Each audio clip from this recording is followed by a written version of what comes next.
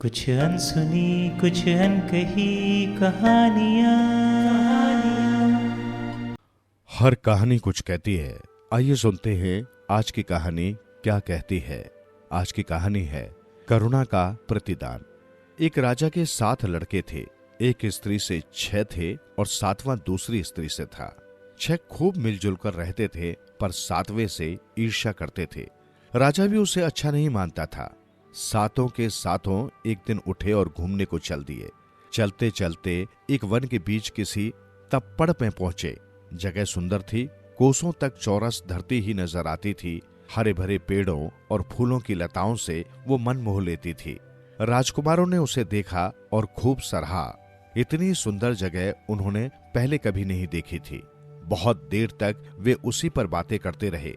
सवाल उठा के उस मैदान को किस प्रकार काम में लाया जा सकता है। सबने अपने अपने मन की बात कही। किसी ने उसे खेलने के लिए पसंद किया, किसी ने घोड़े दौड़ाने के लिए, किसी ने बकरियां चराने के लिए और किसी ने खेती के लिए।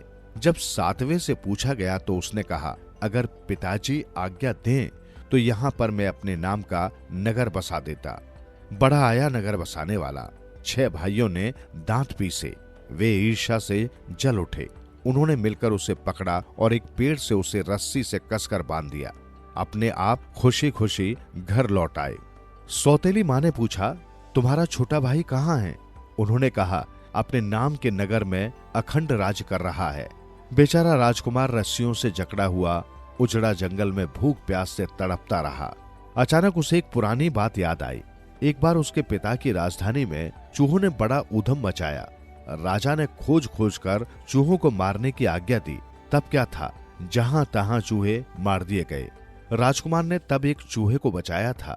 बदले में चूहे ने आशीष दी थी और कहा था, जब मुसीबत आए मुझे याद करना, मैं तुम्हारी मदद करूंगा। राजकुमार ने सोचा, चूहे को याद क्यों न किया जाए। उसने चूहे को याद किया और तत्काल चूहा अपने साथियों को लेकर वहां पर आ पहुंचा। उसने देखा राजकुमार रस्सी से बंधा है।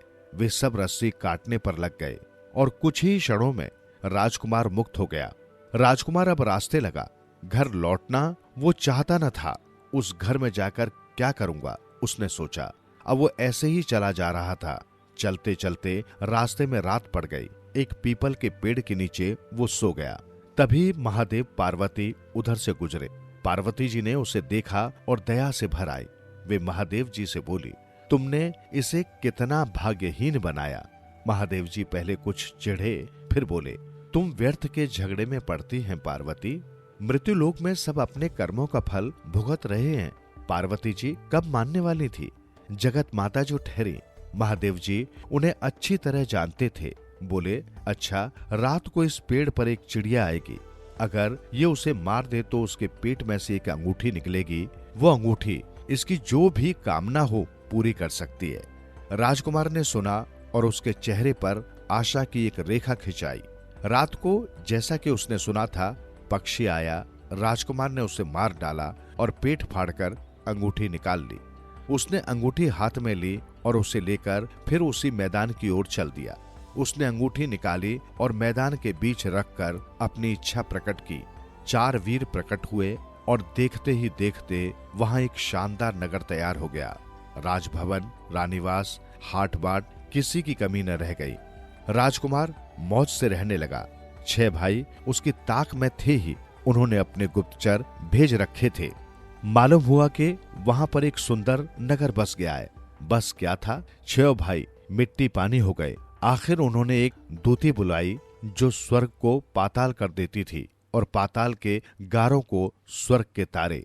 दूती के लिए एक इशारा ही काफी था। लड़के का भेष धारण कर वो नगर को चल दी। रास्ते में उसने नगर का भेद मालूम किया और किसी तरह रानीवास में चली गई। फिर वो स्त्री बन गई। जाते ही उसने राजकुमार की रानी को खोजा और उसे अभिवादन किया। तू मेरी भतीजी है। रानी असमंजस में पड़ गई कि ये भतीजी वाली कहां से आ गई, किंतु दूती ने उसे बातों ही बातों में इस प्रकार घुमा फिरा दिया कि उसे पूछताछ का मौका ही न दिया। रानी ने कहा भी कि मैं पहचानती नहीं, तो उसने उसे खरी खोटी सुना दी। हाँ, अब तू क्यों पहचानेगी? रानी जो बन गई, जमाने की तासीर है।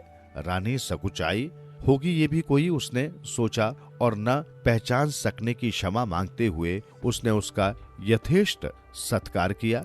अब क्या था, दोनों फूफी भतीजी मौज से रहने लगी। दिन भर फूफी गप्पे लगाती और भतीजी सुनती जाती। दिन कटते गए। दूती रानी को विश्वास में ले आई। एक दिन दूती ने बातों ही बातों में पूछा, भतीजी यहाँ पहले कोई नगर न था, ये नगर कैसे बसा? फूफी, ये तो मैं नहीं जानती, पर राजा आएंगे तो उनसे पूछूंगी। रानी बोली, अरे ऐसा मत पूछना। दूती ने कहा, वे पूछने से नहीं बताएंगे तो तू पेट में पीड़ा बता देना। दूती ने तरकीब बताई, कहना मैं मरती हूँ, पर मरते हुए एक बात तो बता दो। रानी को उसने पूरी पट्टी पढ़ा दी। संध्या को राजा महल में लौटा। भतीजी पहले से ही पलंग पर लेटी थी। राजा को आते देखकर रानी ने खूब चीखना कराहना शुरू कर दिया। हाय मैं मर रही हूँ, उसने कहा। होशियारी से राजकाज चलाना राजकुमार के दुख की सीमा न रही। उसकी आंखों में आंसू आ गए। तुम दुखी न हो स्वामी, रानी बोली। मुझे सिर्फ एक बात का दुख है कि दूसरे लोक में कोई मुझे पूछेगा तो क्या बताऊंगी? क्या? राजकुमार ने पूछा। यही कि तुम कौन हो, ये नगर कैसे बसा और तुम यहाँ के राजा कैसे बने? राजकुमार ने पहले इधर उधर देखा, फिर कहा, ये जानकर क्या करोगे? ये सब मेरी इस अंगूठी की करामात है। दूती ये सब बाहर खड़ी सुन रही थी। अच्छी शुरुआत आधा काम करने के बराबर होती है। वो खुश थी। भतीजी के लिए अब उसने नए जाल गढ़ने शुरू किए। भतीजी को भी अब उसकी बातों में नमक मिर्च का सा मजा आने लगा।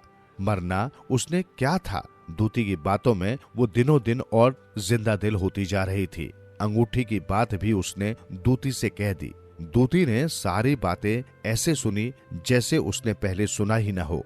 साथ ही बात को आगे बढ़ाने का अच्छा मौका समझकर उसने कहा, भोली, राजा लोग लापरवाह होते हैं और उनकी डोर होती है मंत्रियों के हाथ में। अंगूठी अगर राजा के हाथ से किसी ने निकाल ली तो ऐसी चीजें कहीं ऐसे रखी जाती हैं। तुम्हारे 10 शत्रु होंगे, 10 मित्र। अंगूठी को तुम्हें रखना चाहिए।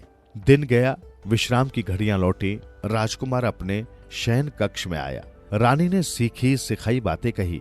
राजकुमार उसे बहुत प्यार करता था। वो प्राण भी मांगती तो शायद वो विरोध नहीं करता। आखिर अंगूठी उसने उसे दे ही दी।